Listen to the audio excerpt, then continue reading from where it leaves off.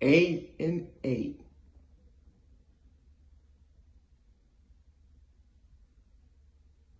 I guess in some ways that's a little better than a week ago.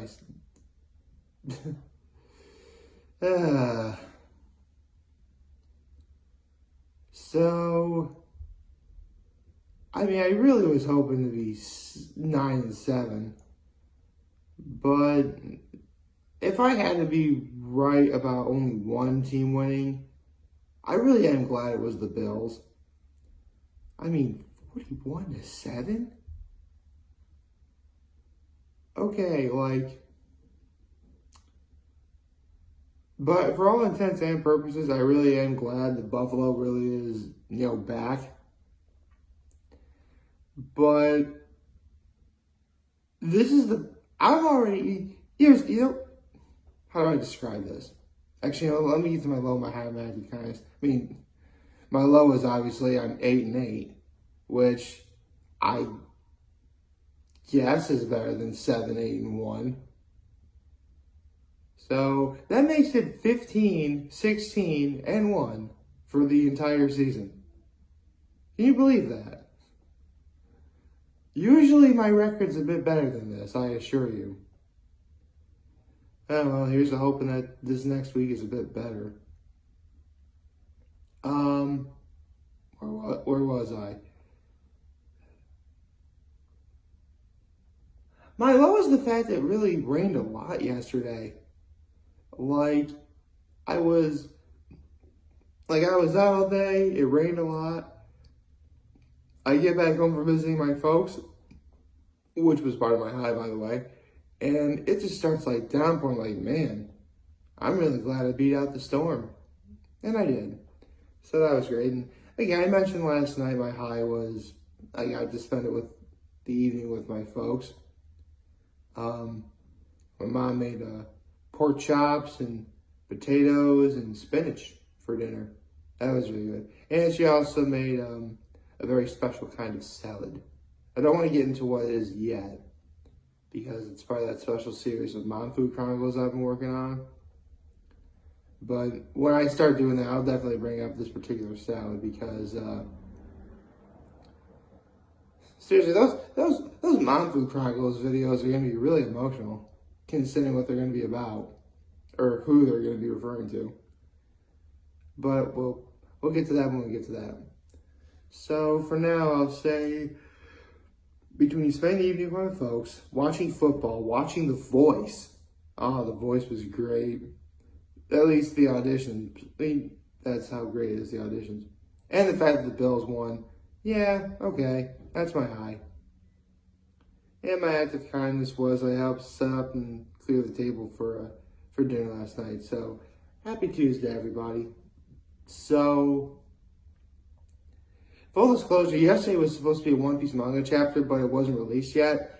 Now it is released. So, now I'm going to do it. The reaction, that is. If I can get everything going here.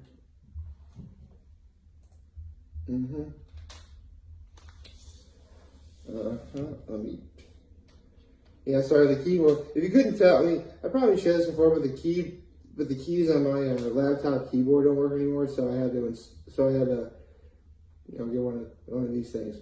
So yeah. All right. So see if I can get to the chapter. Gosh, it was a late night last night. Okay. One Piece chapter 1060. Luffy's Dream. Okay. It looks like Luffy is reacting to the news of Sabo killing King Cobra. And of course Luffy doesn't believe that at all. And Robin's in agreement too. That's cool.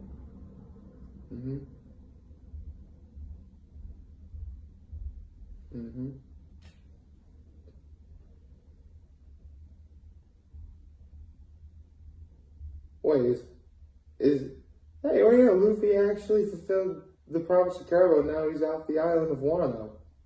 Of course, Carbo is still in the barrel. That's funny. Okay. Mm-hmm.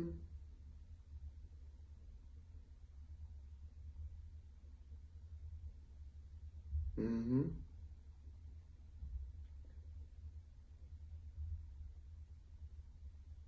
Okay.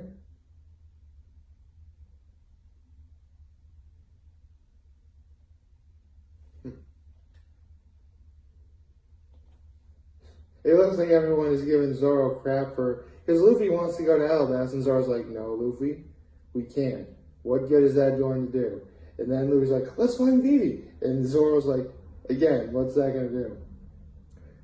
Oh, I love this panel right here because Zoro is reminding Luffy back when Ace was alive. You know, Ace is living his own life, so let him do that. That's why Zoro's like, "We don't need to worry about Vivi. She can take care of herself." But Luffy gives him that look like, it's a look that's saying, yeah, you're right, but darn you. You know what I mean? Like someone tells you something that is technically the correct thing, but you still don't want to hear it. That's pretty much what Luffy's doing right here. Okay, that's pretty funny. And again, you know, Luffy, Chopper, Nami, and Sanji are reacting to what Zoro is saying. That's funny. Luffy saying, "Listen, Robin, don't name anyone in the paper until it's someone important." And Robin's like, "Sure." Robin gets Luffy. You know what I mean? And that's actually, like, seriously, I'll get to Zoro in a second, but Robin really is one of the few people who can really understand Luffy's motivations. In a way that's kind of hard to describe.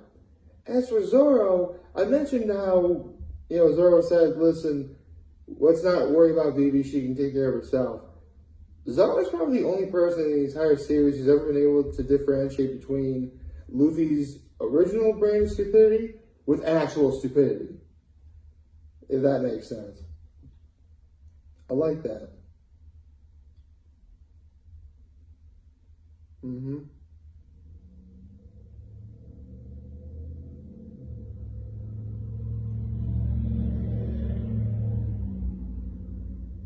Mm-hmm.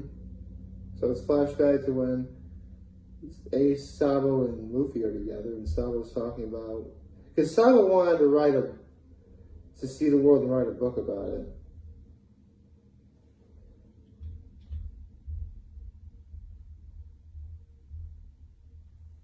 Luffy just said his dream for the. Luffy just said what his dream is.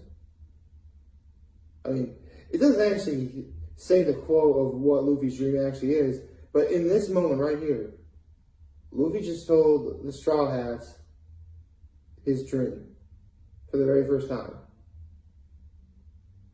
So, and I love everyone's reactions too.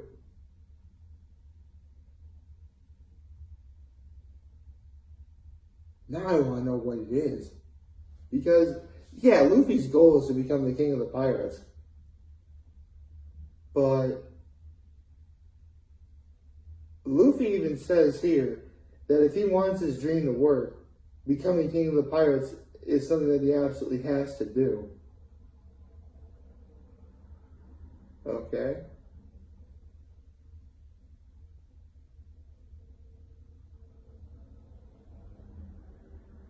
Mm-hmm. Okay, looks like we're at the Navy HQ in the New World, all right. Mm-hmm. Looks like the 5 other stars are listening in because the world government has the ability. It's no different than the whole conspiracy of the government listening in on your phone calls. By the way, the world government can actually tap into a transponder snare recordings and get information off of that, and that's what they're doing here. So it looks like Lucia. Okay. Unless you would read any of the cover stories in the One Piece manga chapters, you wouldn't know what the Lucia Kingdom is. But back when Ace had his cover story, that's where he was. And he was helping out this one person, right? In the Lucy Kingdom. And that's where Saba is right now. Mm-hmm.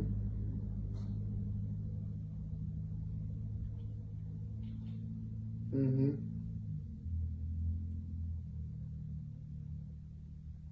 Uh-huh.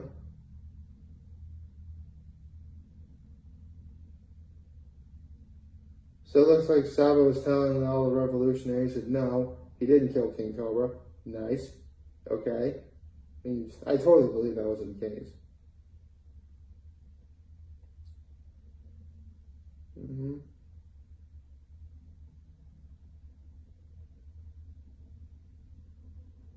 Uh-huh.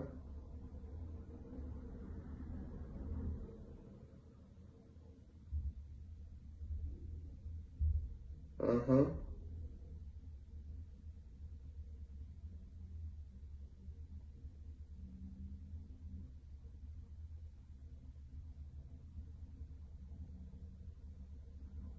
Okay.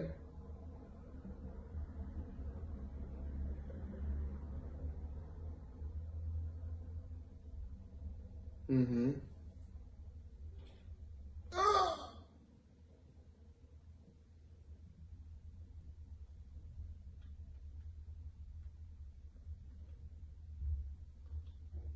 Okay. So it looks like the world government, like, in a major story, like one of the antagonistic forces has to have their ultimate sort of doomsday device for an endgame type scenario. This is it right here, actually.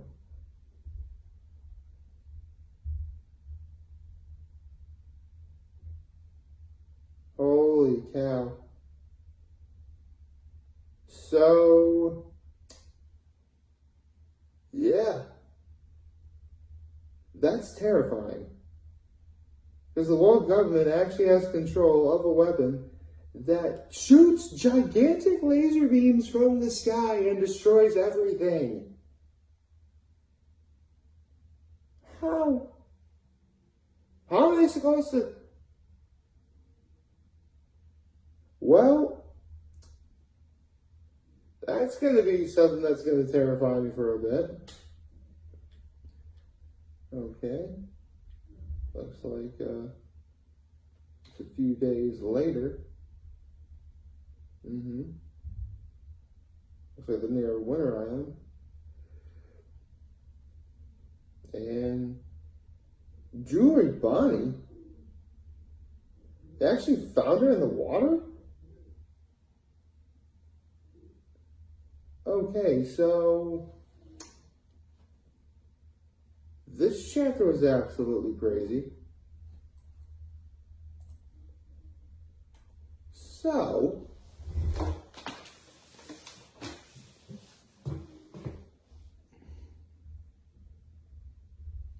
I want to point out and say that for all intents and purposes, we're 3 chapters into this final saga.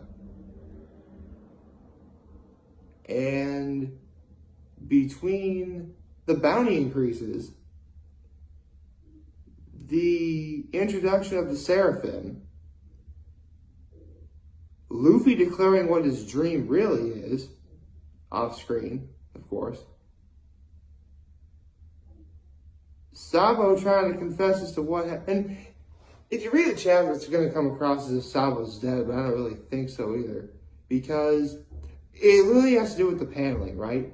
Like, before the laser beams, hit the land of the Lucia Kingdom, you can see the people that look like they're directly underneath the beams. But in Sabo's frame, the light is coming from his side, meaning he's within that vicinity, but he's not there. So I don't think Sabo's dead. But I'm pretty sure this is why God Valley doesn't exist anymore. Which terrifies me into believing what else is next. Oh boy. Only 3 chapters in. And, we have bounties and, the introduction of Seraphim, Luffy's dream, a giant weapon that can destroy anything from the sky.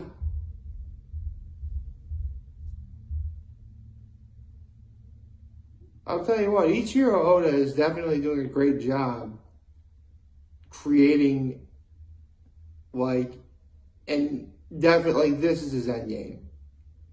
We're 3 chapters in, and we just got a glimpse of what One Piece's end game is going to be.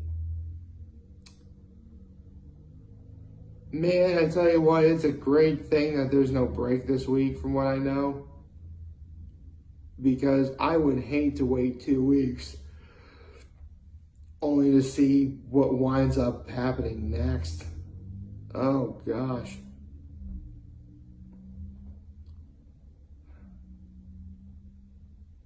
Then again, I'm also a bit tired, too. I did stay up late watching football on The Voice last night.